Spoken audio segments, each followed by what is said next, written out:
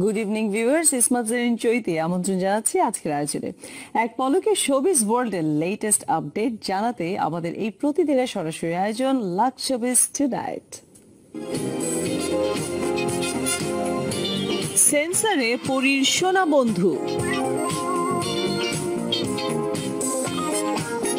রাজনীতির পাইরেসি হওয়ায় বিরক্ত অপু বিশ্বাস, আলাদিন ও জেসমিনকে খুঁজে পেয়েছে ডিজনি, অ্যাভেঞ্জার্সের নতুন সিকুয়েল আসছে আগামী বছর।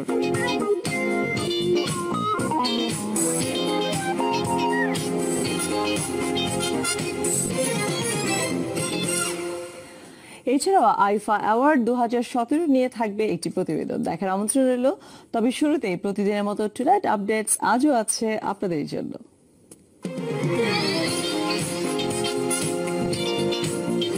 হলিউডের এই সময়কার জনপ্রিয় চিত্রনায়িকা পরিমণি তার অভিনীত সোনা বন্ধু নামে সিনেমাটি সম্প্রতি সেন্সর বোর্ডে জমা দেওয়া হয়েছে। সেন্সর বোর্ড সূত্রে জানা গেছে, কয়েকদিন আগে সোনা বন্ধু সিনেমাটি সেন্সরে জমা দেওয়া হয়। জাহাঙ্গীর আলম সুমন পরিচালিত এই সিনেমার পরিমণির বিপরীতে অভিনয় করছেন ছোট পর্দার অভিনেতা ডিএ তায়েব।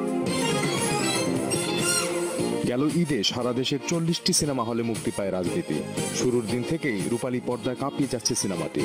নতুন করে রাজধানী ঢাকার বেশ কিছু হলে আবারও সিনেমাটি প্রদর্শিত হচ্ছে। তবে মুক্তির তৃতীয় সপ্তাহে রাজনীতি সিনেমাটি পাইরেসির শিকার হলো। কে বা কারা ইউটিউবের কয়েকটি চ্যানেলে ছবিটি প্রকাশ করেছে। সিনেমাটির প্রধান চরিত্রে অভিনয় করা নায়িকা অপু বিশ্বাস গণমাধ্যমের কাছে বিষয়টি নিয়ে বিরক্ত ও দুঃখ প্রকাশ করেছেন।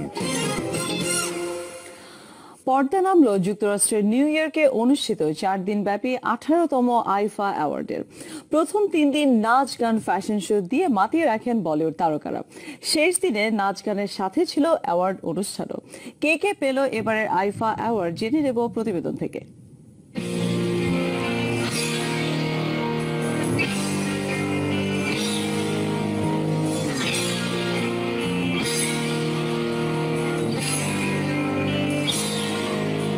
তারকাদের